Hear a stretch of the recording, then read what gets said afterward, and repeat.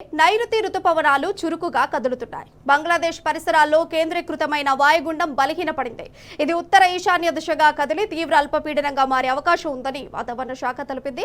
అటు ఇవాల్టి నుంచి 5 రోజులు రాష్ట్రంలోని చాలా జిల్లాల్లో తేలికపాటి నుంచి మోస్తరు వర్షాలు కురుస్తాయని వాతావరణ శాఖ ప్రకటించింది. ఈ మేరకు ఎల్లో అలర్ట్ జారీ చేసింది. నల్లగొండ సహా పలు జిల్లాల్లో మోస్తరు నుంచి భారీ వర్షాలు కురుస్తున్నాయి.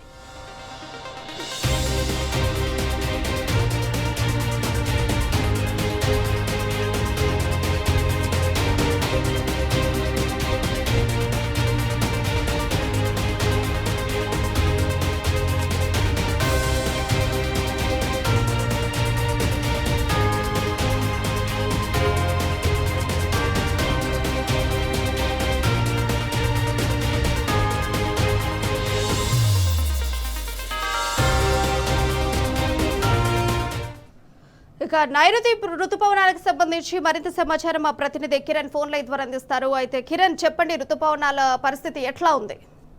నైరుతి రుతుపవనాలు ఇప్పటికే తెలంగాణ వ్యాప్తంగా విస్తరించాయి. అవి కాస్త ఏదైతే ఈశాన్య దిశగా వెళ్ళినట్టుగా ఇప్పటికే ఒడిశాతో పాటు ఛత్తీస్గఢ్ రాష్ట్రాల్లో కూడా విస్తరించి ఉంది. పూర్తి స్థాయిలో ఇటు తెలంగాణలో నిన్నటి నుంచి కూడా భారీ వర్షాలు కురుస్తా ఉన్నాయి. అవి కాస్త తగ్గుముఖం పట్టేటువంటి అవకాశాలు అయితే కనబడతా ఉన్నాయి. 4 రోజుల పాటు ఇక వర్షాలు కొంత తగ్గుముఖం పట్టినట్లు ఆయన కూడా చెప్పారు. అంతేకాకుండా 7 నుంచి 9 డిగ్రీలు ఉష్ణోగ్రతలు కూడా తగ్గేటువంటి అవకాశం అయితే కనిపిస్తుంది.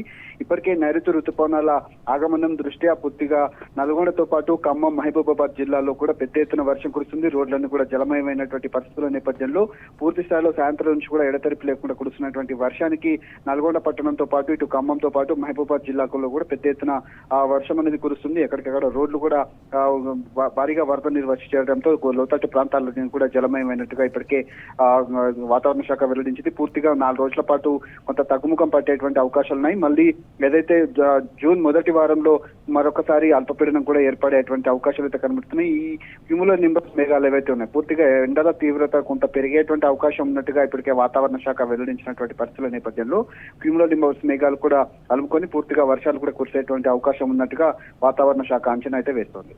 రైట్, ఎక్కువగా ఏ జిల్లాల్లో అతి భారీ వర్షాలు కురిసే అవకాశం ఉంది కిరణ్?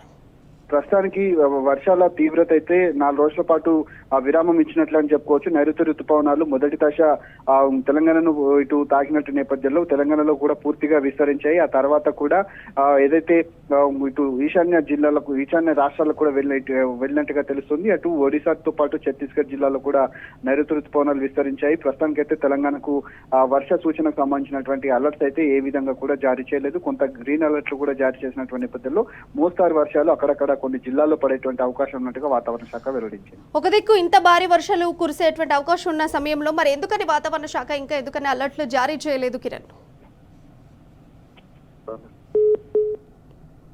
రైట్.